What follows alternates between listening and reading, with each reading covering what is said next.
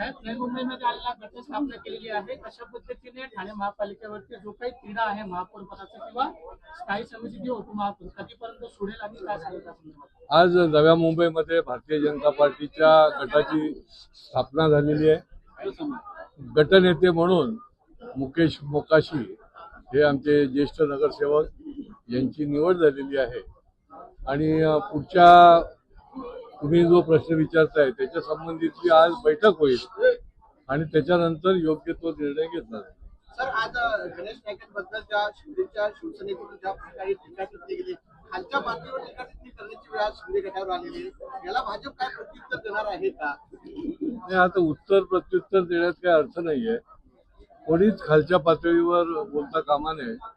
ही भारतीय जनता पार्टीची खरी म्हणजे भूमिका आहे आणि त्याच्यामुळे त्यांनी देखील अशा पद्धतीने टीका करणं हे काही उचित नाही.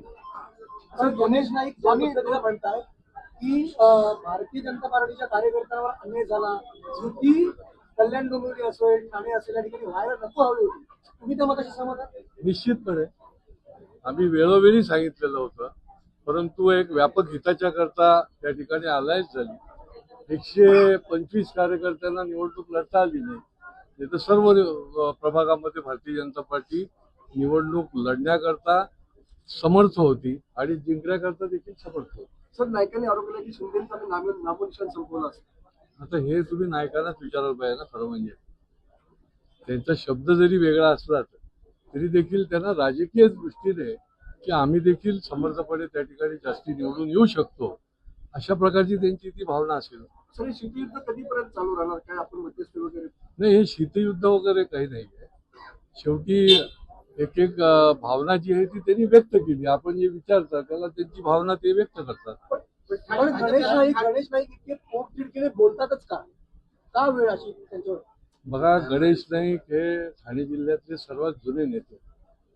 जवळजवळ 20 वर्ष ते पालकमंत्री म्हणून ठाणे जिल्ह्याचा काम बघत होते आणि त्याच्यामुळे ते पोटतिडकीने बोलणं, कारण की त्यांचा गाढा अभ्यास आहे, गाढा त्यांचा अनुभव आहे आणि त्या हेतूने ते बोलतात आणि जे बोलतात ते त्यांनी केलं देखील.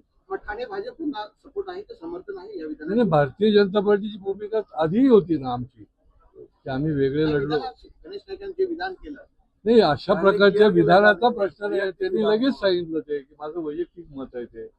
त्याच्यामुळे त्याला प्रत्येक ठिकाणी तुम्ही याचा सपोर्ट आहे का, ओव्हरऑल तुम्ही बघण्याची गरज आहे. आणि अशा प्रकारचं ज्याला म्हणता येईल की कोणी मन दुखवलं जाईल असं विधान कोणीच करता कामा नये. सर, निवडणूक जाहीर होताना तुम्ही आग्रह देखील होतात की ठाणे महापालिकेत भाजपचाच महापौर व्हावा किंवा जर महापौर नाही भेटला तर इतर कुठली महत्वाची खाती जी आहे ती भाजप वरिष्ठांकडे मागणी करणार आहे.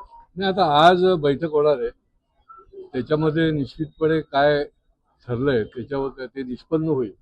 परंतु भारतीय जनता पार्टीच्या आमच्या अनेक नगरसेवकांचा एक मत आहे की आपण विरोधी पक्षामध्ये सक्षमपणे काम करायला पाहिजे, परंतु त्याच्या संबंधातला निर्णय जो आहे तो पक्षाबरोबर चर्चा करून घेतला जातो. महापौर 2.5 वर्ष गेला.